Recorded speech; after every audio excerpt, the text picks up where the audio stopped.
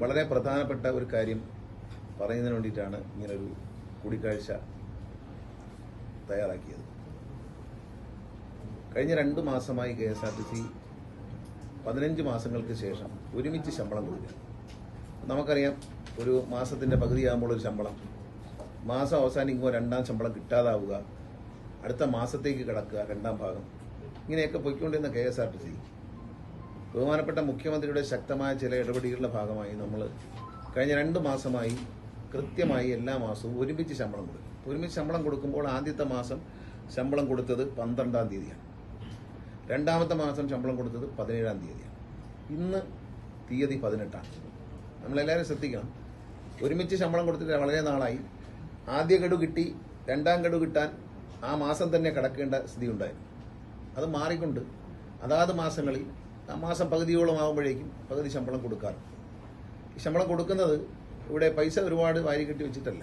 Government 50 കോടി രൂപയിലധികം കേരള സർക്കാർ നൽകുകയാണ്. ധനകാര്യ വകുപ്പിൽ നിന്നും ഖജനാവിൽ നിന്നും സർക്കാർ നൽകുന്ന തുകയാണ് ഇതിൻ്റെ പ്രധാനമായ ഓഹരി എന്ന് പറയുന്നത്. വളരെ വർഷങ്ങളായി കേരള സർക്കാരാണ് സഹായിക്കുന്നത്. കേരള സർക്കാരിൻ്റെ ഖജനാവിൽ നിന്നും 2 ഗഡുക്കളായി, ആദ്യത്തെ ഗഡു 30ഉം 2ാമത്തെ ഗഡു 20ഉമായിട്ട് നമുക്ക് തരും. ബാക്കി പൈസ KSRTC അഡ്ജസ്റ്റ് ചെയ്യണം, KSRTCയുടെ വരുമാനത്തിൽ നിന്നും. ഇപ്പം ഞങ്ങൾ ഈ 2 മാസം ഇത് ഒരുമിച്ച് കൊടുത്തത് വളരെ പ്രയാസപ്പെട്ടിട്ടാണ്. കാരണം ഓയിൽ കമ്പനികൾക്ക് കൊടുക്കാനുള്ള പണം മറിക്കുമ്പോൾ അവർ 18% പലിശ അടിച്ചു തരാണ്.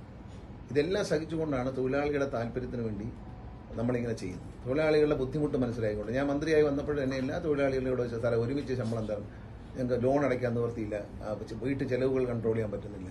എല്ലാവരും ജീവനക്കാരും അവരുടെ ബന്ധുക്കളും പറയാറുണ്ട്. അതുകൊണ്ടാണ് വളരെ പനിപ്പെട്ട് നമ്മൾ 1ാം തീയതി ഒരു മാസം ഒരുമിച്ച് ശമ്പളം കൊടുക്കാൻ തീരുമാനിച്ചു. ഇത് ഒരു അനുഗ്രഹമായി ജീവനക്കാർ കരുതുമ്പോൾ ചില രാഷ്ട്രീയ യൂണിയനുകൾ, ട്രേഡ് യൂണിയന് ചില മര്യാദകളൊക്കെ ഉണ്ട്. ഞങ്ങൾക്ക് എല്ലാവർക്കും ട്രേഡ് യൂണിയൻ ഉണ്ട്, ആദ്യമായിട്ട് കാണുന്നതൊന്നുമല്ല. ഞാൻ മുമ്പും ട്രാൻസ്പോർട്ട് മന്ത്രിയായിരുന്നിട്ടുണ്ട്, ട്രേഡ് യൂണിയനുമായിട്ട് നല്ല ബന്ധം പുലർത്തിയിട്ടുണ്ട്. പക്ഷേ ഇന്നലെ ദൗർഭാഗ്യവശാൽ TDF എന്നൊരു സംഘടന, അവർക്കറിയാം ഇന്ന് ശമ്പളം കൊടുക്കും എന്നുള്ളത്. ആദ്യ ദിവസം ഇത് തന്നെ സംഭവിച്ചു. 9ാം മാസം 12ാം തീയതി ശമ്പളം കൊടുക്കും എന്ന് എല്ലാവർക്കും അറിയാം. കാരണം അവിടെ എല്ലാ ജീവനക്കാരും അവിടെ ജോലി ചെയ്യുന്നവരാണ്. അവർക്കറിയാമല്ലോ നാളെ ശമ്പളം വരും, ഒരുമിച്ച് ശമ്പളം കൊടുക്കാനുള്ള പദ്ധതിയെ. പിറ്റേ ദിവസം രാവിലെ ഒരു ജാഥ, ഒരു സമരം, എല്ലാ സ്റ്റേഷനും ശമ്പളം തരൂ ഒരുമിച്ച് തരുമെന്ന് മാറ്റും. ഒരുമിച്ച് തരും എന്ന് തലേ ദിവസം തന്നെ പറഞ്ഞു. നാളെ എല്ലാ തയ്യാറെടുപ്പ് റെഡിയായി. 2ാമത്തെ മാസം 17ാം തീയതി കൃത്യമായി ഒരുമിച്ച് കൊടുത്തു. ഇത് 3ാം മാസം ഇന്ന് രാവിലെ, ഇന്നലെ 17 ഞായറാഴ്ചയാണ്, ഇന്ന് 18ആണ്. സർക്കാരിൽ നിന്നുള്ള പണം അനുവദിച്ച് കിട്ടിയാലേ മൊത്തത്തിൽ വിതരണം ചെയ്യാൻ പറ്റും. ധനകാര്യ വകുപ്പ് സെക്രട്ടറി കാണണം. എല്ലാ മാസവും ഇതൊരു പ്രത്യേക പ്രോസസ്സിലൂടെ കടന്നുപോയെങ്കിൽ മാത്രമേ നമുക്ക് ശമ്പളം കൊടുക്കാൻ പറ്റൂ. ധനകാര്യ വകുപ്പ് സെക്രട്ടറി അതിൽ ഒപ്പിട്ട് ഇന്നലെ കിട്ടി. ഇന്ന് രാവിലെ ശമ്പളം കൊടുക്കാൻ ചെല്ലുമ്പോൾ ഈ TDF എന്ന സംഘടന അവർ ഫൈനാൻസ് ഓഫീസറെ അടക്കമുള്ളവർ ഉപരോധിക്കുകയാണ്. ഓഫീസിൽ കയറാൻ സമ്മതിക്കില്ല. അതിൻ്റെ കാര്യം എന്താണ്? ശമ്പളം ഇന്ന് കൊടുക്കരുത്. ഇന്നലെ രാത്രി തന്നെ CMD അറിയിച്ചു, നിങ്ങൾ മാധ്യമങ്ങളെല്ലാം വന്നാണ്, നാളെ രാവിലെ ശമ്പളം ഉണ്ട് എന്ന്. എല്ലാം ഞാൻ തന്നെ കണ്ടു. 24-ൽ ശ്രീകണ്ഠൻ നായർ തന്നെ പറഞ്ഞു നാളെ ശമ്പളം വരികയാണ്, അങ്ങ് രാവിലെ ശമ്പളം കൊടുക്കും. അത് രാവിലെ വരിക, അവിടെ സത്യാഗ്രഹം ഇരിക്കുക, ഫൈനാൻസ് ഓഫീസറെ അകത്ത് കയറ്റുക. അതുകൊണ്ടാണ് ഇങ്ങനെ ഒരു മീറ്റിംഗ് നമ്മൾ നടത്തേണ്ടി വന്നത്. വളരെ ദൗർഭാഗ്യകരമാണ്. അതൊരു അന്തസ്സുള്ള ട്രേഡ് യൂണിയൻ പ്രവർത്തനമല്ല. ഇന്ന് ശമ്പളം കിട്ടുമെന്ന് അവിടുത്തെ എല്ലാ സ്റ്റാഫിനും അറിയാം. ഇന്നലെ തന്നെ അതിൻ്റെ നടപടികൾ പൂർത്തിയായി. ഇപ്പം ഈ TDF എന്ന സംഘടനയെ ബന്ധപ്പെട്ട മിനിസ്ട്രിയിലെ സ്റ്റാഫുകളൊക്കെ ചീഫ് ഓഫീസിൽ ഇരിപ്പുണ്ട്. അപ്പം അവർക്കറിയാം ഇന്ന് പൈസ വരും, നാളെ കൊടുക്കും, നാളെ രാവിലെ കൊടുക്കും എന്ന് അറിഞ്ഞു വെച്ചുകൊണ്ട് ഇന്ന് രാവിലെ ഒരു സമരവും. ആ സമരം നടത്താനിലേക്ക് വരുമെന്നില്ല. ആ സമരത്തിന്റെ പേരിൽ ഉദ്യോഗസ്ഥന്മാരെ അകത്ത് കയറാൻ സമ്മതിക്കില്ല. അതാണ് സമരത്തിന്റെ രീതി. അപ്പോൾ ശമ്പളം കൊടുക്കാൻ പറ്റത്തില്ല. ഉദ്യോഗസ്ഥനകത്ത് കയറിയിരുന്നില്ലേ ശമ്പളം കൊടുക്കുന്നത്, റോഡിൽ നിന്ന് ശമ്പളം കൊടുക്കാൻ പറ്റും. അപ്പോൾ അത് കൊടുക്കുമ്പോൾ അതിനൊരു സമരം ഉണ്ടാക്കുക. ഇന്ന് രാവിലെ കൊടുക്കേണ്ട ശമ്പളമാണ് ഉച്ച കഴിഞ്ഞാൽ കൊടുത്തേക്കുന്നത്. എന്താ കാരണം? TDFന്റെ സമരം കാരണമാണ്. അതൊരു അന്തസ്സുള്ള രാഷ്ട്രീയ പ്രവർത്തനമല്ല, ട്രേഡ് യൂണിയൻ പ്രവർത്തനമല്ല. ഒന്നും കിട്ടാതെ 10-15 മാസം 2-3 പീസായിട്ട് കിട്ടിയപ്പോൾ ഒരു സമരമില്ലായിരുന്നല്ലോ. ഇതിപ്പോൾ എന്താണെന്ന് എല്ലാവരും മനസ്സിലാക്കണം. ഡിസംബർ മാസത്തിൽ അല്ലെങ്കിൽ ജനുവരി ആദ്യം KSRTC റഫറൻഡം വരും. ആ റഫറൻഡത്തിന് വോട്ട് പിടിക്കാനുള്ള ഒരു കള്ളക്കളിയാണ്. പാലക്കാട് തെരഞ്ഞെടുപ്പുമായി ബന്ധപ്പെട്ട് ജനങ്ങളെ കബളിപ്പിക്കാൻ KSRTC ശമ്പളം തന്നില്ല എന്ന് നാളെ തെരഞ്ഞെടുപ്പിലേക്ക് പോകുമ്പോൾ KSRTC ശമ്പളം തന്നില്ല എന്ന് വരുത്തി തീർത്ത് കേരളത്തിലെ ജനങ്ങളുടെ മുമ്പിൽ സർക്കാരിനെ മോശക്കാരനാക്കാനുള്ള ഒരു അണ്ണാറക്കണ്ണനും തന്നാനായതെന്ന് പറഞ്ഞ കണക്ക് UDFന് വേണ്ടി ചെയ്യുന്ന ഒരു വിടുപണി ചെയ്യാണ്. ഇതൊരു ട്രേഡ് യൂണിയൻ പ്രവർത്തനമല്ല. ഇലക്ഷന്റെ സമയത്ത് വോട്ട് കിട്ടാൻ വേണ്ടി ഒരു കള്ളം പറയാൻ വേണ്ടിയിട്ട് ഇന്നൊരു സീൻ ഉണ്ടാക്കുക. ഒരു ഓഫീസിലേക്ക് ഉദ്യോഗസ്ഥന്മാരെ, മാനേജിംഗ് ഡയറക്ടർ അടക്കമുള്ള ഉദ്യോഗസ്ഥന്മാരെ പ്രവേശിക്കാൻ അനുവദിക്കാതെ ഫൈനാൻസ് ഓഫീസർ കയറാൻ പറ്റാതെ എങ്ങനെ പൈസ കൊടുക്കും? അവർക്കറിയാം ഇന്ന് കിട്ടുമെന്ന് അറിഞ്ഞു വെച്ചുകൊണ്ടൊരു സമരം. ആ സമരം മുദ്രാവാക്യം വിളിച്ചിട്ട് പോട്ട് കുഴപ്പമൊന്നുമില്ല. ഞങ്ങൾക്ക് ശമ്പളം തരുമെന്ന് വിളിക്കും. കാരണം 10 മണിക്ക് വിളിക്കും, 11 മണിക്ക് കൊടുക്കും. അതിലൊന്നും ഒരു വിവരമില്ല. അതൊക്കെ അവരുടെ നാടകങ്ങളാണ്. കാരണം 8-ാം മാസം 9-ാം മാസം ശമ്പളം ഒരുമിച്ച് കൊടുത്തതിന്റെ തലേ ദിവസം ഇതുപോലെ എല്ലാവർക്കും അറിയാം നാളെ ശമ്പളം വരുമെന്ന്. രാവിലെ ഒരു പ്രകടനം സെക്രട്ടറിയിലേക്കാണ്. അപ്പോൾ മാർച്ച് ചെയ്തുകൊണ്ട് കിട്ടിയാണെന്നുള്ളതാണ്. ഇപ്പം എന്താണ്, ഇന്നലെ ശമ്പളം കൊടുക്കാൻ തീരുമാനിച്ചു, ഫൈനാൻസ് സെക്രട്ടറി ഒപ്പിട്ടു, കടലാസ് റെഡി, രാത്രി തന്നെ CMD എന്നെ അറിയിച്ചു നാളെ രാവിലെ ശമ്പളം കൊടുക്കുമെന്ന് അറിയിച്ചു. അപ്പോൾ മാധ്യമങ്ങളെ അറിയിച്ചു നാളെ രാവിലെ ശമ്പളം ഉണ്ടെന്ന്. മാധ്യമങ്ങളിൽ പറയുന്നത് ഞാനൊരു ചാനൽ കേട്ടു, മറ്റുള്ള ചാനലുകളെല്ലാം പറഞ്ഞു രാത്രി ശമ്പളം നാളെ വരും, KSRTC ശമ്പളം കൊടുക്കും നാളെ ഒരുമിച്ച് എന്ന് പറഞ്ഞിട്ട് രാവിലെ സമരം ചെയ്യാം കുഴപ്പമൊന്നുമില്ല. പക്ഷേ ഫൈനാൻസ് ഓഫീസിനടക്കമുള്ളൊരു ഉപരോധിച്ചുകൊണ്ട് രാവിലെ കിട്ടേണ്ട ശമ്പളം ഉച്ചയ്ക്ക് ശേഷമോ നാളത്തേക്കോ തള്ളാൻ നടത്തിയ ഒരു വളരെ ലജ്ജാകരമായ പ്രവർത്തനം ഇനി ഇത്തരം സംഘടനകൾ അവസാനിപ്പിക്കണം. നിങ്ങൾക്ക് ട്രേഡ് യൂണിയനാണ്, നിങ്ങൾക്ക് റഫറൻഡം നടക്കുമ്പോൾ നിങ്ങൾ ആളുണ്ടെങ്കിൽ നിങ്ങളെ നല്ല പ്രവൃത്തിയാണ് ചെയ്യുന്നെങ്കിൽ നിങ്ങൾക്ക് കൂട്ട് കിട്ടും. കഴിഞ്ഞ കാലങ്ങളിൽ KSRTC നിലയിലെത്തിച്ചത് നിങ്ങളുടെ നേതാക്കന്മാർക്കും പങ്കുണ്ട്, ആരും മറക്കണ്ട. അവരാണ് എത്തിച്ചത്. ഇടതുമുന്നണി സർക്കാരാണ് നിരന്തരമായി സർക്കാരിന്റെ ഖജനാവിൽ നിന്ന് അവർക്ക് ശമ്പളം കൊടുത്തു തുടങ്ങിയത്. നിങ്ങളുടെ ചില നേതാക്കന്മാരാണ്, ഈ TDFന്റെ ചില നേതാക്കന്മാരാണ് ഇതിനെ നശിപ്പിച്ച് അതിന് നാറാണക്കില്ലിട്ട്. ഒരു നേതാവ്, മറ്റൊരു പഴയ നേതാവ് നിയമസഭയിൽ പറഞ്ഞ് ഞാൻ കേട്ടോണ്ടിരിക്കും, 6 മാസം അദ്ദേഹം മന്ത്രിയായി ട്രാൻസ്പോർട്ടിന്റെ, 6 മാസത്തിനുള്ളിൽ ഞാനിത് ലാഭത്തിലാക്കുന്ന. അത് കഴിഞ്ഞ് 8-10 കൊല്ലമായി ഇപ്പോൾ ഇതുവരെ നടന്നില്ല. അങ്ങനെയൊക്കെ ചെയ്ത ആളുകൾ ഒരുമിച്ച് ശമ്പളം കൊടുക്കാൻ ഇടതുമുന്നണി സർക്കാർ ശ്രമിക്കുമ്പോൾ അതിനൊരു അലോരസം സൃഷ്ടിക്കുകയും അതിനെ തടസ്സപ്പെടുത്തുകയും ജീവനക്കാർക്ക് ആ ശമ്പളം ഒരു ദിവസമെങ്കിലും താമസിച്ച് കുടിപ്പിക്കുകയും ചെയ്യുക എന്നുള്ള ഉദ്ദേശം ഒരു റഫറൻഡത്തെ ലക്ഷ്യം വെച്ചുള്ളതാണെങ്കിൽ ജീവനക്കാർ ശ്രദ്ധിക്കുക, നിങ്ങൾ ഇവരെ സൂക്ഷിക്കുക. അതെനിക്ക് പറയണം. ഞാനിതിൽ ഇടപെടേണ്ട എന്ന് വിചാരിച്ചതാണ്. പക്ഷേ ഇപ്പോൾ ഇടപെടാതിരിക്കാൻ പറ്റത്തില്ല. കാരണം ഉദ്യോഗസ്ഥന്മാരെ ഓഫീസിൽ കയറ്റായിരുന്നാൽ ശമ്പളം കൊടുക്കാൻ പറ്റത്തില്ല. അപ്പോൾ അതുകൊണ്ട് ഇത്തരം സമരങ്ങൾ ദയവീത് ഒഴിവാക്കുക. ഇതൊരു രാഷ്ട്രീയ മുതലെടുപ്പാണ്. ഇത്തരം ആളുകളെ നിങ്ങൾ തിരിച്ചറിയണമെന്ന് KSRTCയുടെ ജീവനക്കാരോട് പറയുന്നു. ഇത്തരം ആളുകളെ തിരിച്ചറിയണം. അറിയാത്ത എല്ലാ ജീവനക്കാർക്കും അറിയാം, നാട്ടുകാർക്കും അറിയാം. രാത്രി മാധ്യമങ്ങളോട് ഞാൻ 9:30-ക്കുള്ള വാർത്ത കാണുമ്പോൾ ഞാനും കണ്ടു ഈ വാർത്ത. അപ്പോൾ അത് കേട്ടതിന് ശേഷം രാവിലെ സമരം ചെയ്യാം, കുഴപ്പമില്ല, പ്രഖ്യാപിച്ച് സമരം ചെയ്യാം. പക്ഷേ ഉദ്യോഗസ്ഥന്മാരെ അകത്ത് കയറ്റാത്തുള്ള സമരം, ആ സമരം അത്ര ആരോഗ്യകരമല്ല, നല്ല അനുശാസ്യമല്ല, നല്ലതല്ല. അതൊരു തട്ടിപ്പാണ്. അതൊരു ട്രേഡ് യൂണിയൻ പ്രവർത്തനത്തിന്റെ ഭാഗമായി ജീവനക്കാരെ കബളിപ്പിക്കുന്ന ഒരു തട്ടിപ്പാണെന്ന് ഒരു മന്ത്രി എന്ന നിലയിൽ ഞാനും ഒരു രാഷ്ട്രീയ പ്രവർത്തനം. അപ്പോൾ ഈ അത്തരം സമരങ്ങൾ TDF നടത്താൻ പാടില്ല. സമരം നടത്തിക്കോ, പക്ഷെ ഉപരോധിക്കുകയും. ഇപ്പം നാളെ സമരം ഇന്ത്യക്ക് സ്വാതന്ത്ര്യം കിട്ടും എന്നറിഞ്ഞുകൊണ്ട് പിറ്റേ ദിവസം നാളെ സ്വാതന്ത്ര്യം തരണം എന്ന് ഓഗസ്റ്റ് 14-ന് പറയുന്ന പോലെയുള്ളൂ. ഇന്ന് രാത്രി തന്നെ ബ്രിട്ടീഷുകാർ മടങ്ങണം എന്ന് പ്രസ്താവന കൊടുക്കുന്ന പോലെയാണ്. ഇതറിഞ്ഞു വെച്ചുകൊണ്ട് എല്ലാവർക്കും അറിയാം ഇന്ത്യക്ക് സ്വാതന്ത്ര്യം കിട്ടും ഓഗസ്റ്റ് 14-ന് എന്നറിഞ്ഞ് രാത്രി കിട്ടും, ഓഗസ്റ്റ് 15-ന് കിട്ടും എന്നറിഞ്ഞുകൊണ്ട് രാവിലെ ഇന്ന് തന്നെ ബ്രിട്ടീഷുകാർ ഇന്ത്യ വിടണം, ഞാൻ പറഞ്ഞ ഉടനെ പേടിച്ചവർ പോയി എന്ന് പറയുന്നത് പോലെയുള്ള ഒരു മണ്ടത്തരമാണ് ഇത്തരം പരിപാടികൾ. ഇത്തരം ഗിമിക്സുകളൊന്നും ഇറക്കാതിരിക്കുക. നമുക്കറിയാം. ഇപ്പം ഞാൻ നേരത്തെ തന്നെ പറഞ്ഞിട്ടുണ്ട്, വരും മാസങ്ങളിൽ ഇത് 1ാമത്തെ ആഴ്ചയിൽ തന്നെയാണ്. പറ്റുമെങ്കിൽ 1-ാം തീയതി തന്നെയാക്കും. അതറിഞ്ഞുകൊണ്ട് 1-ാം തീയതി ആക്കാൻ പോകുന്ന നടപടി സ്വീകരിച്ച് കഴിയുമ്പോൾ 1-ാം തീയതി ശമ്പളം തരണം എന്ന് പറഞ്ഞ് 31-ാം തീയതി സമരം ചെയ്യും. അല്ലെങ്കിൽ 1-ാം തീയതി രാവിലെ ആഫീസിൽ പോയി ഉപരോധിക്കും. ഈ വക സമര പരിപാടികൾ നാട്ടുകാരുടെ മുമ്പിൽ പരിഹാസമാകാൻ, KSRTCയിലെ കഠിനാധ്വാനം ചെയ്യുന്ന ജീവനക്കാരുടെ മുമ്പിൽ പരിഹാസ്യമാകാൻ ഉതകും എന്നതിനപ്പുറത്തേക്ക് ഒരു തരത്തിലും ഉതകില്ല. ആദ്യത്തെ മാസം ഏതാണ്ട് 76,52,00,000 രൂപയാണ് 9-ാം മാസത്തിൽ നമ്മൾ ശമ്പളമായി റിലീസ് ചെയ്തത്. 10-ാം മാസത്തിൽ 76,58,00,000 രൂപയാണ് ശമ്പളമായിട്ട് റിലീസ് ചെയ്തത്. ഇന്ന് റിലീസ് ചെയ്തിരിക്കുന്നത് ഏതാണ്ട് 74,09,00,000 രൂപയാണ് നമ്മൾ ഇന്ന് റിലീസ് ചെയ്തിരിക്കുന്നത്. മുഴുവൻ ശമ്പളവും റിലീസ് ചെയ്ത് കഴിഞ്ഞു. അറ്റൻഡൻസ് അനുസരിച്ചാണ് ഇത് വേരി ചെയ്യുന്നത്. അപ്പോൾ അത് മുഴുവൻ ശമ്പളവും കൊടുത്തു കഴിഞ്ഞു. ശബരിമല സീസണാണ്. ഈ ശബരിമല സീസണിൽ ജീവനക്കാരിൽ അസംതൃപ്തി ഉണ്ടായി. KSRTCയിലെ പല കാര്യങ്ങളും ഈ ഹെഡ് ഓഫീസ്, ചീഫ് ഓഫീസ് കേന്ദ്രീകരിച്ചാണ് നടക്കുന്നത്. ശബരിമല ഓപ്പറേഷൻ അടക്കമുള്ളതിൻ്റെ പല കൺട്രോളുകളും ഇവിടെയാണ് ഇരിക്കുന്നത്. അവിടെ ഓഫീസർ ജീവനക്കാരെ കയറാൻ സമ്മതിക്കാത്ത സമരം എന്ന് പറയുന്നത് ശബരിമല തീർത്ഥാടകരോട് പോലും കാണിക്കുന്ന മോശമായൊരു സമീപനമാണെന്ന് TDFകാർ മനസ്സിലാക്കണം, UDFകാർ മനസ്സിലാക്കണം. അത് അന്തസ്സില്ലാത്ത പണിയായിപ്പോയി. കാരണം ശബരിമലയിൽ ഇത്രയും വലിയൊരു ഓപ്പറേഷൻ നടക്കുകയാണ്. KSRTCയിലെ ഏറ്റവും മികച്ച പ്രകടനം കാഴ്ചവെക്കുന്ന സ്ഥലം ശബരിമലയാണ്. അവിടുത്തെ കാര്യങ്ങൾ പോലും അസ്വസ്ഥപ്പെടുന്ന തരത്തിൽ ഇവിടെ നിന്ന് ഓഫീസിലേക്ക് ആരും കയറാൻ സമ്മതിക്കാത്ത തരത്തിലുള്ള സമരം, അത് ഭൂഷണമല്ലെന്നേ എനിക്ക് പറയാം. ഞങ്ങൾക്കൊന്നും പ്രശ്നമല്ല. ഇതിനെ അനുഭവിക്കുന്നത് ജീവനക്കാരും സാധാരണക്കാരും അയ്യപ്പന്മാരും ഒക്കെയാണ് എന്ന് മനസ്സിലാക്കുക. നേതാക്കന്മാരുണ്ടെങ്കിൽ അവരോട് പറഞ്ഞു കൊടുക്കുക, ഇത്തരം സമരങ്ങൾ നമുക്ക് സമൂഹ മധ്യത്തിൽ നാണക്കേടെ ഉണ്ടാക്കുള്ളൂ എന്ന്. ഞാൻ പറഞ്ഞില്ല, സ്വാതന്ത്ര്യം 14-ാം തീയതി രാത്രി കിട്ടും, ഓഗസ്റ്റ് 15-ന്. അന്ന് രാവിലെ 14-ാം തീയതി രാവിലെ ഒരു പ്രസ്ഥാനം, ഇന്ന് തന്നെ ബ്രിട്ടീഷുകാർ ഇന്ത്യ വിടണം, വിട്ടല്ലോ എന്നതുപോലെയുള്ള സമരങ്ങൾ ആളുകളുടെ മുമ്പിൽ പരിഹാസപാത്രമായി മാറും. അതുകൊണ്ട് അവർ ശ്രദ്ധിക്കുക. ഇത് റഫറൻഡമൊക്കെ എല്ലാവർക്കും ആഗ്രഹമുണ്ട്, ജയിക്കണമെന്ന്. ഞങ്ങൾ ജയിക്കുന്നതിലൊന്നും നമുക്കൊരു വിരോധമില്ല. പക്ഷേ അതിന് ഇതിൻ്റെ ആവശ്യമില്ലല്ലോ. അങ്ങനെയാണെങ്കിൽ എല്ലാ മാസവും ശമ്പളം ഒരുമിച്ച് കൊടുക്കുന്ന ഇടതുമുന്നണിയുടെ സംഘടനകളല്ലേ, LDF സംഘടനകളല്ലേ റഫറൻഡത്തിൽ ഒന്നാം സ്ഥാനത്ത് എത്തേണ്ടത്? അവർ മാത്രമല്ലേ ജയിക്കാവൂ? കാരണം ആരാണ് ഇതിനെ ഈ നിലയിൽ എത്തിച്ചത്? UDFന്റെ ഭരണം.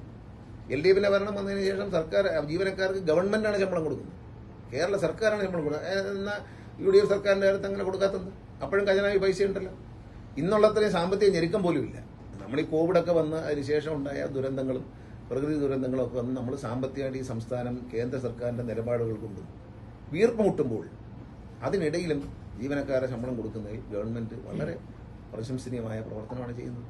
അതെല്ലാം മറച്ചു വെച്ചിട്ട് ഇത്തരത്തിലുള്ള പ്രോഗ്രാമുകൾ അത്ര നല്ലതല്ല. അതുകൊണ്ട് ദേവി ഇതിനി ശമ്പളം കിട്ടുന്നതിൻ്റെ ഇനി 1-ാം തീയതി ശമ്പളം കൊടുക്കാൻ തുടങ്ങും. അതായത് ആദ്യത്തെ ആഴ്ച തന്നെ ആദ്യം കൊടുക്കും, പിന്നെ 1-ാം തീയതിയിലേക്ക് മാറും. അത് ഞാനല്ലേ പറയുന്നു. ഞങ്ങളതിനെ പദ്ധതി കണ്ടിട്ടുണ്ട്, ഞങ്ങളത് തീരുമാനിച്ചിട്ടുണ്ട് ഗവൺമെന്റിന്റെ ഭാഗത്തുനിന്ന്. KSRTC CMDക്കും അറിയാം ഞങ്ങൾ എങ്ങനെയാണ് ചെയ്യാൻ പോകുന്നത്. ഇത് തലേ ദിവസം ആ ഓഫീസിൽ വെച്ചല്ലേ പ്രോസസ് ചെയ്യുന്നത്. ഇതിന്റെ നടപടികളെല്ലാം പ്രോസസ് ചെയ്യുന്നുണ്ട്. അത് അറിഞ്ഞുകൊണ്ട് 1-ാം തീയതി ശമ്പളം തന്നില്ലെങ്കിൽ ഞങ്ങൾ സമീപിച്ചളയും എന്ന് പറയും.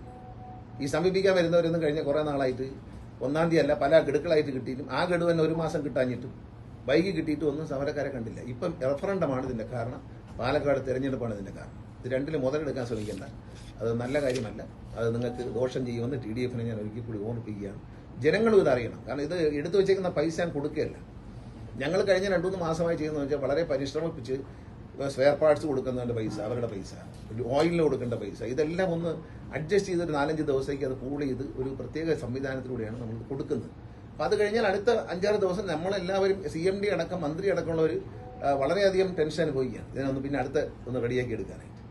ഒരു കാര്യം അറിയാം, ജീവനക്കാരെ ശമ്പളം കൊടുക്കാൻ വേണ്ടി ഓയിൽ കമ്പനികളിലെ പണം മറിക്കുമ്പോൾ 18% പലിശയാണ് ആ തുകയ്ക്ക് അവർ ഈടാക്കുന്നത് എഗ്രിമെന്റ് പ്രകാരം.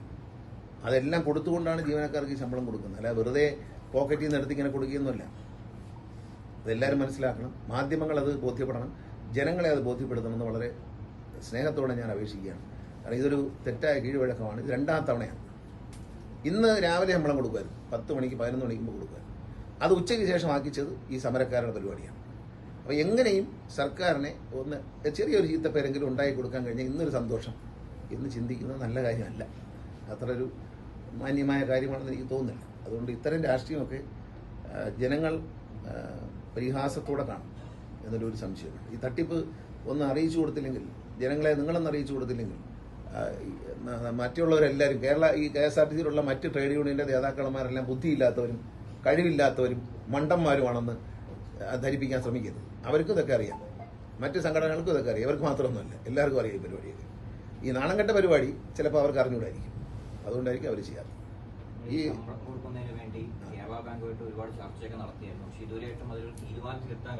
ഇല്ല, അതെല്ലാം തീരുമാനം എടുത്തിട്ടുണ്ട്. അവിടെ നിന്ന് സംവിധാനങ്ങൾ ഒരുക്കിയിട്ടുണ്ട്. നമുക്ക് 1-2 കടലാസിന്റെ കാര്യമുള്ളൂ. ഈ KTDFCയെ നമ്മൾ ഇതിൽ നിന്ന് ഒഴിവാക്കിയിട്ട് കേരള ബാങ്കിനെ കൺസോർഷ്യത്തിലേക്ക് കൊണ്ടുവരണം. അപ്പോൾ അതിന് വേണ്ടിയിട്ടുള്ള എല്ലാ തീരുമാനങ്ങളുമായിട്ടുണ്ട്. അവർ കേരള ബാങ്ക് റെഡിയാണ് എല്ലാ കാര്യങ്ങൾക്കും. നമ്മൾ ഈ KTDFC ഒന്ന് ഒഴിഞ്ഞു പോകണമെങ്കിൽ KTDFC ഒരു KSRTCന് ലൈബിലിറ്റികളൊന്നും ഇല്ല എന്നുള്ള സർട്ടിഫിക്കറ്റാണ്. ആ സർട്ടിഫിക്കറ്റ് ഇവിടുന്ന് ഒരു ഓർഡർ ആക്കി കൊടുക്കും. ഞങ്ങളുടെ സെക്രട്ടറി ഇലക്ഷൻ ഡ്യൂട്ടിക്ക് വേണ്ടി പോയിരിക്കുകയാണ്. പകരം ശ്രീ ബിജു IASനെയാണ് ആ ചുമതല ഏൽപ്പിച്ചിരിക്കുന്നത്. അപ്പോൾ അദ്ദേഹം ഇന്ന് ടൂറിലാണ്. അദ്ദേഹം വന്ന ഉടനെ അത് ഒപ്പിട്ട് കഴിഞ്ഞാൽ ഉടൻ തന്നെ KTDFC ഒരു കത്ത് കൊടുത്തു കഴിഞ്ഞാൽ കൺസോർഷ്യത്തിൽ നിന്ന് KTDFC പുറത്താവും. പകരം കേരള ബാങ്ക് അതിനകത്തേക്ക് വരും. വന്നു കഴിയുമ്പോൾ കേരള ബാങ്കുമായിട്ടുള്ള ഞങ്ങളുടെ ചർച്ചയെല്ലാം പൂർത്തിയായിരിക്കുകയാണ്. അത് ഔദ്യോഗികമായി തന്നെ തീർത്തിട്ടുണ്ട്, എല്ലാം റെഡിയായിരിക്കുകയാണ്. പക്ഷെ നമുക്ക് ഈ ഒരു പ്രൊസീജിയറുണ്ട്. ഈ ഒരു KTDFCയെ പുറത്തേക്കാക്കിക്കൊണ്ട് കേരള ബാങ്കിനെ കൺസോർഷ്യത്തിലേക്ക് കൊണ്ടുവരാൻ കൺസോർഷ്യത്തിലെ മറ്റ് മെമ്പർമാരെല്ലാം സമ്മതിച്ചിട്ടുണ്ട്. ഈ ആ ഒരു പ്രോസസ്സാണ് ഇപ്പം നമ്മൾ വെയിറ്റ് ചെയ്യുന്നത്. അതിൻ്റെ ഒരു സാങ്കേതികമായ, കാരണം സർക്കാരിൽ നിന്ന് ഇറങ്ങേണ്ട ഒരു ഉത്തരവ്, ആ ഉത്തരവ് കിട്ടിയ ഉടനെ KTDFCയുടെ MD ഒരു സർട്ടിഫിക്കറ്റ് കൊടുക്കും, നോൺ ലൈബിലിറ്റി സർട്ടിഫിക്കറ്റ് കൊടുത്തു കഴിഞ്ഞാൽ ഇത് റെഡിയായി. അത് വളരെ ക്ലിയർ ആണ്, അതിനകത്തൊന്നും ഒരു സംശയമില്ല. നമ്മൾ വളരെ ക്ലിയർ ആയിട്ടാണ്, നിയമപരമായി തന്നെ ചെയ്യാൻ പറ്റുള്ളൂ. ഹറിബറി കാണിക്കാൻ പറ്റില്ല. അതിൻ്റെതായ സ്റ്റെപ്പ് ബൈ സ്റ്റെപ്പായിട്ട് അത് ചെയ്യും. പിന്നെ ഗവൺമെന്റിന്റെ കാര്യങ്ങൾ എത്ര വേഗത്തിൽ പോകുമെന്ന് പ്രതീക്ഷിക്കുന്നത്. വായ്പാ കൺസോർഷ്യത്തിലാണ് KTDFC ഉണ്ടായിരുന്നു. അവർ ഡിഫോൾട്ടായി. അപ്പോഴാണ് മുഖ്യമന്ത്രി ഇടപെട്ട് 656 ലക്ഷം കോടി രൂപ അടച്ചുകൊണ്ട് KTDFC ISRCയുടെ ലൈബിലിറ്റി തീർത്തു. KTDFC അങ്ങനെ KTDFCക്ക് പണം കിട്ടി. അവരത് അവരുടെ ഡെപ്പോസിറ്റേഴ്സ് എല്ലാം കൊടുത്തൊരു തന്നു. നിങ്ങളെല്ലാം മനസ്സിലാക്കേണ്ടത്, ഈ KTDFC എന്ന സ്ഥാപനം KSRTCക്ക് വേണ്ടി ഉണ്ടാക്കിയാണ്. എൻ്റെ കയ്യിൽ തന്നെ കണക്കെടുത്തിട്ടുണ്ട്. കഴിഞ്ഞ UDF സർക്കാരിൻ്റെ കാലത്ത് കിടുകാര്യസ്ഥയിൽ നടത്തിയ അഴിമതികളുമാണ് ഈ ഗവൺമെൻറ് ഈ KTDC സ്ഥാപനത്തെ പാപ്പരാക്കിയത്. ഇപ്പോഴും നടന്ന കാര്യങ്ങളല്ല. UDF സർക്കാരിൻ്റെ കാലത്ത് ഇരുന്ന ആളുകൾ നടത്തിയ അനാവശ്യമായി നൽകിയ ശുപാർശയുടെ പുറത്ത് നൽകിയ വായ്പകളും ഇതൊക്കെ എല്ലാവരും അറിയണം. അനാവശ്യമായി നൽകിയ തിരിച്ചടവ് കിട്ടാത്ത വായ്പകളും വേണ്ട വിധത്തിലുള്ള സെക്യൂരിറ്റി ഇല്ലാതെ കൊടുത്ത വായ്പകളും ഇതൊക്കെയാണ് KTDC എന്ന ഒരു നല്ല സ്ഥാപനത്തെ തകർത്ത് തരിപ്പണമാക്കിയത്. അതൊരു പാപ്പരാവുന്ന നിലയിലായിരുന്നു. അതിനെയും ഇപ്പോൾ നമ്മൾ പിടിച്ച് കരകയറ്റുകയാണ്. അതിൽ തന്നെ അവരെ സ്ഥാപനങ്ങൾ തമ്പാനൂർ ബസ് സ്റ്റേഷനിൽ തന്നെ ധാരാളം വകുപ്പുകൾ കോടിക്കണക്കിന് രൂപ വാടകയായി തന്നെ കൊടുക്കുന്നുണ്ട്. ആരും പിരിച്ചു വാങ്ങിക്കുന്നില്ല. അതൊന്നും പിരിച്ചു വാങ്ങിക്കുന്നില്ല. ആ സ്ഥാപനം ഏതാണ്ട് അടച്ച നിലയിലായിരുന്നു. ഇപ്പം അതിനെ ഈ കൺസോർഷ്യത്തിൽ നിന്ന് പുറത്താക്കുന്നത് തന്നെ അവരൊരു ഇൻഡിപെൻഡന്റ് ബോഡിയായിട്ട് പ്രവർത്തിച്ചോട്ടെ എന്ന് വിചാരിച്ചിട്ട്. മറ്റ് കൺസോർഷ്യത്തിലെല്ലാം വളരെ മേജർ ബാങ്കുകളുണ്ട്. ഇവരങ്ങനെ ഒരു തകർന്ന അവസ്ഥയിലുള്ളൊരു ബാങ്കിനെ നമുക്കിതിനകത്ത് കയറാൻ പറ്റില്ല. അത് രാമകൃഷ്ണ മിഷൻ അടക്കമുള്ള വലിയ ഡെപ്പോസിറ്റേഴ്സിൻ്റെ മെച്ചറായ പൈസ മുഴുവൻ ഞാൻ മന്ത്രിയായിട്ട് വന്നതിന് ശേഷം കൊടുത്തു. അവരെല്ലാം വന്ന് കണ്ടു. അവിടെ പണയം വെച്ചിരിക്കുക. അതിനകത്ത് പണയം വെച്ചല്ല, അതിൻ്റെയൊക്കെ വാടകയൊന്നും കറക്റ്റായിട്ട് വാങ്ങിയത്. ഫിലിം ചലച്ചിത്ര വികസന കോർപ്പറേഷൻ തമ്പാനൂർ ബസ് സ്റ്റാൻഡിലെ തിയേറ്ററിന് കൊടുക്കാനുള്ള വാടക 38 ലക്ഷം രൂപയാണ്, 39 ലക്ഷം രൂപയാണ്. ലോട്ടറി വകുപ്പ് കൊടുക്കാനുള്ള പൈസ 38 ലക്ഷം രൂപയാണ്. പൈസ ഇല്ലാത്ത വകുപ്പുകളൊന്നുമല്ല. ഇതൊന്നും ആരും പിരിച്ചും വാങ്ങുന്നില്ല. അതിന്റെ ഡോക്യുമെന്റുകളൊക്കെ പരിശോധിക്കണം. കാരണം ഒരു കാരണവശാലും തിരിച്ചു കിട്ടില്ല എന്ന് ഉറപ്പുള്ള ചതുപ്പ് തലത്തിൽ വരെ കോടിക്കണക്കിന് ലോൺ കൊടുത്തു UDF സർക്കാരിന്റെ കാലത്ത്. അതൊക്കെ എടുത്ത് പരിശോധിച്ചാൽ മതി. ഞാനതെല്ലാം മുഖ്യമന്ത്രിയുടെ ചർച്ചപ്പെടുന്നത് അന്വേഷണത്തിനായിട്ടുള്ള നടപടി സ്വീകരിക്കും. അക്കാര്യത്തിൽ ഈ KTDC ഇങ്ങനെ ആയി, ഇത് പൊതു പണമാണ്, അതെങ്ങനെ ഇങ്ങനെ ആയി എന്നുള്ളതിനെ കുറിച്ച് വിശദമായ അന്വേഷണം ആവശ്യപ്പെട്ട് മുഖ്യമന്ത്രിക്ക് കത്ത് കൊടുക്കാൻ തീരുമാനിച്ചിരിക്കുന്നു. കാരണം വളരെ നമ്മൾ കണ്ടു കഴിഞ്ഞാൽ ഞെട്ടിപ്പോകുന്ന ചില കാര്യങ്ങൾ അതിനകത്തുണ്ട്. അതുപോലെ ഒരു വലിയ അന്വേഷണം, വളരെ സീരിയസ് ആയിട്ടുള്ള അന്വേഷണം അതിനകത്ത് വേണ്ടി വരും. അപ്പോൾ മനസ്സിലാവും. അപ്പോൾ ഈ KTDC നമ്മളെന്താണ് KSRTCക്ക് കൂടി ഫൈനാൻസ് ചെയ്യാൻ വേണ്ടി ഉണ്ടാക്കിയ ഒരു ഇൻഡിപെൻഡൻ്റ് ആയിട്ടൊരു ബാങ്കിങ് സ്ഥാപനമായിരുന്നു. ട്രാൻസ്പോർട്ട് വകുപ്പിൻ്റെ കീഴിലുള്ള ഒരു സ്ഥാപനം. ആ സ്ഥാപനം നല്ല നിലയിൽ നടക്കരുത്. ഞാൻ 2001 ഇതിൻ്റെ മന്ത്രിയായിരിക്കുന്ന കാലത്ത് 2002 ഞാൻ മാറിപ്പോ 21 മാസം ശേഷം ഞാൻ രാജിവെക്കുമ്പോൾ അന്ന് അതിന് 6.5 കോടി രൂപയുടെ ലാഭം ഉണ്ടായിരുന്നു. 6.5 കോടിയുടെ ലാഭം. അതിൽ നിന്ന് പണം എടുത്താണ് തിരുവനന്തപുരം മെഡിക്കൽ കോളേജിൽ അപ്പോൾ ടാക്സ് കൊടുക്കേണ്ട സ്ഥിതി വന്നു. അപ്പോൾ ടാക്സ് എക്സംപ്റ്റ് ചെയ്യാൻ വേണ്ടിയിട്ട് ഞങ്ങളൊരു ഫണ്ട് മെഡിക്കൽ കോളേജിന് കൊടുത്താണ്. 65 ലക്ഷം രൂപ രൂപയാക്കി തിരുവനന്തപുരം മെഡിക്കൽ കോളേജിലെ മോസ്റ്റ് ക്രിട്ടിക്കൽ കെയർ യൂണിറ്റ് അന്ന് KTDC ഉണ്ടാക്കി കൊടുത്താണ്.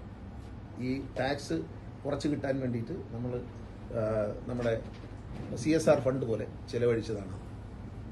ഇൻകം ടാക്സ് ഒഴിവായി കിട്ടാൻ വേണ്ടിയിട്ട് അത്രയും പൈസ അന്ന് ചെയ്തു. 6.5 കോടി ലാഭം ഉണ്ടായിരുന്നു. ഇപ്പോൾ എന്താണ് അതിൻ്റെ സ്ഥിതി?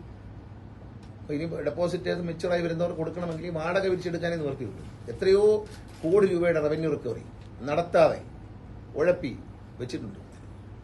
നോട്ടീസുകളൊക്കെ നോട്ടീസ് അയച്ചിട്ട് ആരും മിണ്ടുന്നില്ല എന്നൊക്കെ പറഞ്ഞിങ്ങനെ രസകരമായി മുന്നോട്ട് പോകുന്നുണ്ട്. അതൊന്നുമല്ല ഒരു ഫൈനാൻഷ്യൽ ഇൻസ്റ്റിറ്റ്യൂഷൻ അങ്ങനെയാണോ പണം തിരിച്ചു പിടിക്കുന്നത്? പലർക്കും ഫ്ലാറ്റ് പണിയാണ്. വണ്ടിക്ക് ലോൺ കൊടുക്കാൻ വേണ്ടി ഉണ്ടാക്കിയ ട്രാൻസ്പോർട്ട് ഡെവലപ്മെന്റ് ഫൈനാൻസ് കോർപ്പറേഷൻ കൊടുത്തിരിക്കുന്ന മുഴുവൻ വില്ല പണിയാൻ. വില്ല പണിഞ്ഞിട്ടേയില്ല. ഗുരുവായൂരിൽ ഒരു വില്ല പണിയാൻ വേണ്ടി പണം അനുവദിച്ചു കൊടുത്തിട്ടുണ്ട്. അവിടെ ഒരു വില്ലയും പണിഞ്ഞിട്ടില്ല. അവിടെ ഒരു പുല്ലുകട പോലും ആ സ്ഥലത്ത് വളരാത്തൊരു സ്ഥലമാണ്. ആ സ്ഥലമാണ് വെച്ചിരിക്കുന്നത്. അത് ഒരിടത്തല്ല, 100 സ്ഥലത്ത് പണയം വെച്ചിട്ടുണ്ട്, പല ഭാഗമായിട്ട്. നമുക്ക് പലയിടത്തും കയറാൻ പറ്റാത്ത സ്ഥിതിയാണ്.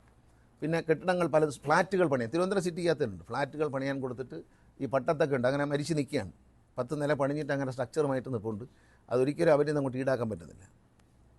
ഫ്ലാറ്റ് പണിഞ്ഞ് പകുതി വിറ്റു, പകുതി വിൽക്കാത്തതുണ്ട്.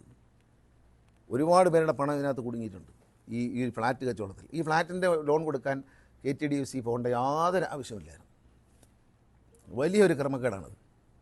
അത് ഇവിടുത്തെ വലിയ പ്രമാണികളായിട്ടുള്ള ചില ഉദ്യോഗസ്ഥന്മാരാണ് ഇതെല്ലാം ചെയ്തു കൊടുത്തിരിക്കുന്നത്. ഇപ്പോൾ അവർ മാറി നിന്ന് ഗാലറിയിൽ നിന്ന് കളി കാണുകയും ന്യായം പറയുകയും ചെയ്യുന്ന ആൾക്കാർ ഇതിലിടപെട്ടിട്ടുണ്ട്. വളരെ മോശമാണ്.